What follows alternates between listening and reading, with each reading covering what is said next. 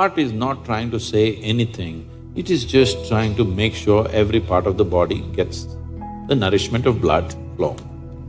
So it's your brain speaking in different tongues. So before you invest this life into something, you must look whether today if I invest my life into this, after 25 years, will it still mean a lot to me? After 50 years, will it still mean a lot to me? At the end of my life, if I turn back and look, will I be proud of this or will I be ashamed of what I'm doing right now? Namaskaram, Sadhguruji. The first question that I want to ask is actually related to me.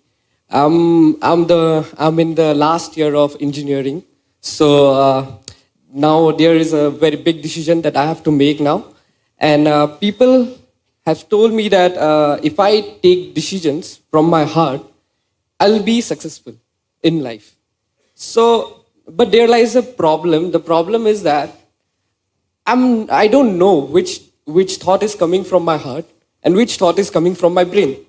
So how can I figure out like which thought is from my heart and which is coming from my brain?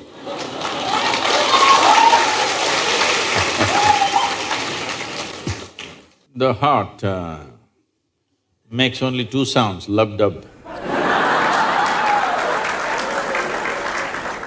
Unless the local girls are disturbing it and it's going a little crazy. Otherwise it makes only two sounds. Rest of the noise is all coming from your head. This idea that something comes from the heart, something comes from the brain, it's metaphoric, but unfortunately a whole lot of people are taking it literally. There was a time in many parts of the world, particularly in Arabia, the medical science in Arabia believed the blood is pumped from the liver. You might have heard Urdu sayings about Kalija, have you? Because they believed blood is being pumped from the liver, because liver is a far more complicated organ than the heart. Heart is a simple pump. So do not give it any more responsibilities other than continuously pumping the blood and keeping you alive, unless somebody here breaks it. So, about the last year of engineering, I want you to change that language because this happened. Can I tell you a joke? It's okay? Yeah. You're pretty serious about this, that's why I'm asking. This happened. A very celebrated scientist was at a dinner and he was not grandly dressed or anything, he was looking very ordinary. So the lady who was, sitting next to him didn't pay much attention to him, she doesn't know who he is. But after some time, just to be polite, to make some conversation, "May I know what do you do?" He said, "I'm studying science." She said, "Oh, I finished that in my 10th class." So you're not going to, you're not in the last year of engineering, maybe the course, but not the last year of engineering, because for your entire life, if you learn engineering, when you're dying, after 100 years, okay? I'm not preponing it. After 100 years when you're dying, you would still know, if you're a constant learning process, you would still know you know very little about engineering. With that little, many things happen, that's different. So don't be in the last year of engineering. I know the program may be closing, but not the last year of engineering, okay? So, essentially engineering means to have things the way we want. Yes? When we say this building is well engineered, I'm not saying that. If we say this building is well engineered or an automobile is well engineered, what it means is it's functioning the way we want. Yes?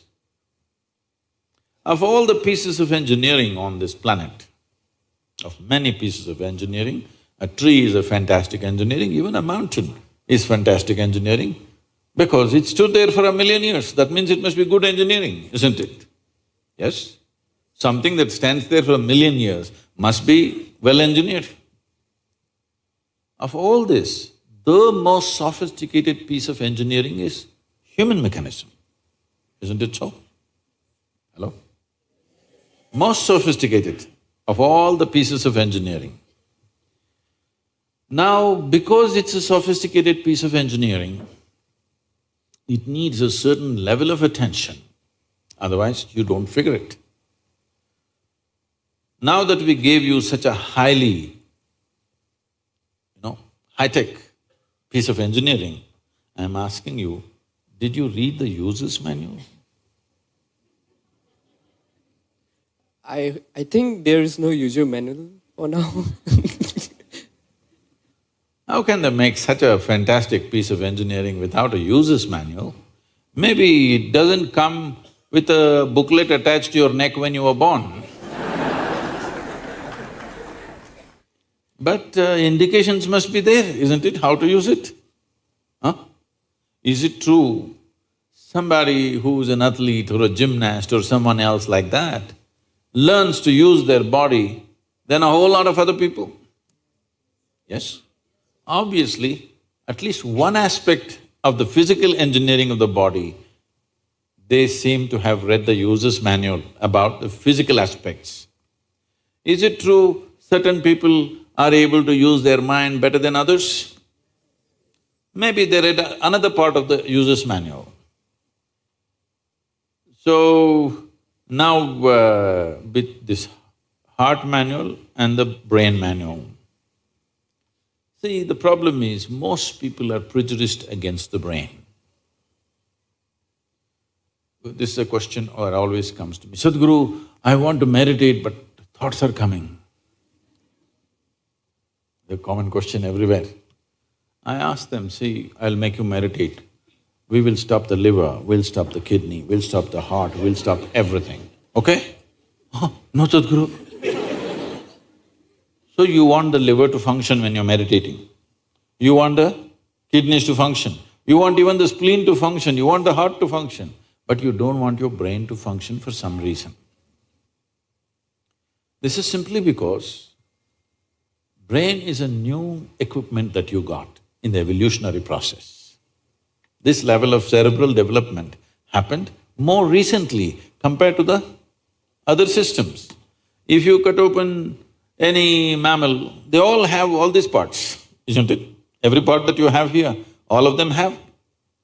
Even if you open a frog, most of you, you're biology department. Even if you open a frog, almost everything that you have, he also has, isn't it? It is only… the big difference is only the cerebral development, which is a more recent happening. Because it's a more recent happening, most people have not figured how to handle it. So, user's manual is very important. You don't read a user's manual just before you discard the machine. You read it in the first few days, isn't it? Hello? If you buy a phone, do you want to read the user's manual in the first 3 days or after 3 years when you're throwing it away? First 3 days, isn't it? So, knowing how this functions is very important. Never did ever heart generate any thought or intention.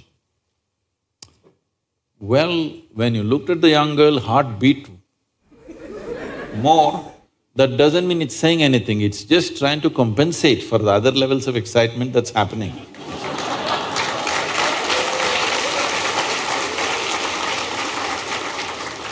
The heart is not trying to say anything, it is only compensating, you need more blood, so it's pumping little harder. That'll happen even if you run up the staircase. Yes? What happens to you little panting when you fall in love also happens physiologically when you run up a staircase, yes or no? Fear also does that to a whole lot of people. So, heart is not trying to say anything, it is just trying to make sure every part of the body gets the nourishment of blood flow. So, it's your brain speaking in different tongues. What's your native language? What's your mother tongue? Asmis. So, because when you know 2, 3 languages, sometimes it gets confused, sometimes it speaks in English, sometimes in Assamese, sometimes in something else. So you're thinking different people are speaking, heart is speaking, mind is speaking, no. There is thought and there is emotion. People think these two things are saying different things. They're not saying different things. The way you think is the way you emote, isn't it so? Right now, if I think, oh, she's the most wonderful person on the planet, I just have to think. Then my emotions become sweet towards her. Now I think she's the most horrible creature on the planet. Now my emotions become nasty. Yes or no? I cannot think she's horrible and have sweet emotions. I cannot think she's wonderful and have nasty emotions, isn't it so? But today I thought she's the most wonderful person and my sweetness was flowing. Suddenly she did something tomorrow that I don't like. I think she's horrible. Thought is agile, it changes direction just like that. Emotion is little sappy. It takes time to turn around. So that period you struggle as if there are 2 dimensions of thing happening. Because thought is saying one thing, emotion is still going sweet because it takes time to become nasty. Everybody struggles, but it catches up or no after some time? Hello?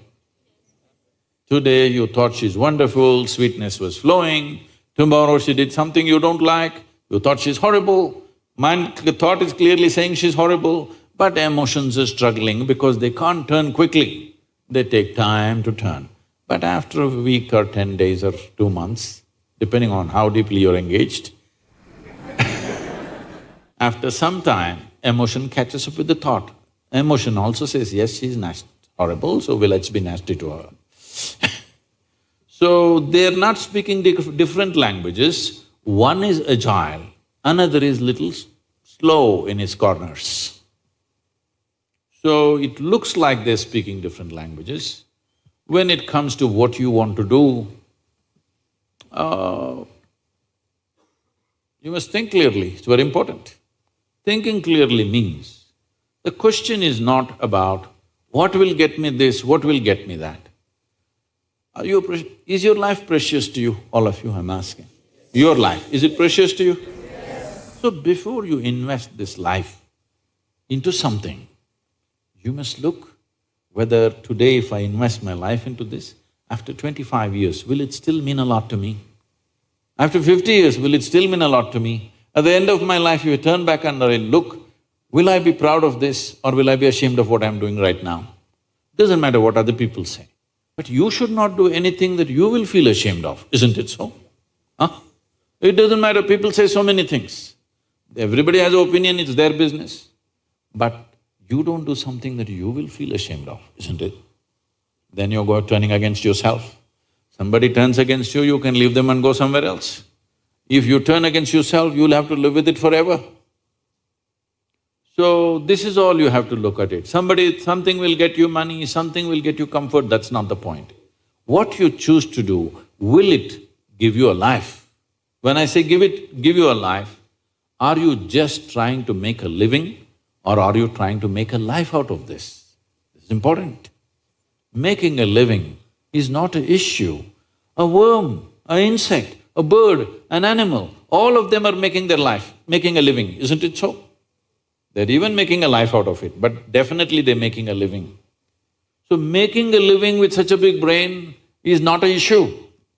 Earning your food is not an issue, making a living is not an issue. Only problem is you want to live like somebody else, that's an endless problem. I want to live is not a problem. I want to live like you, this is a problem. So, it is important, if you consider your life as a precious life, you must make sure you make a wonderful life out of this. Whatever opens up in that direction, that is the thing you should do. But when you're under the pressure of peers, somebody is saying, I'm going to America, somebody says, I'm going to the government job, somebody says, I'm doing this.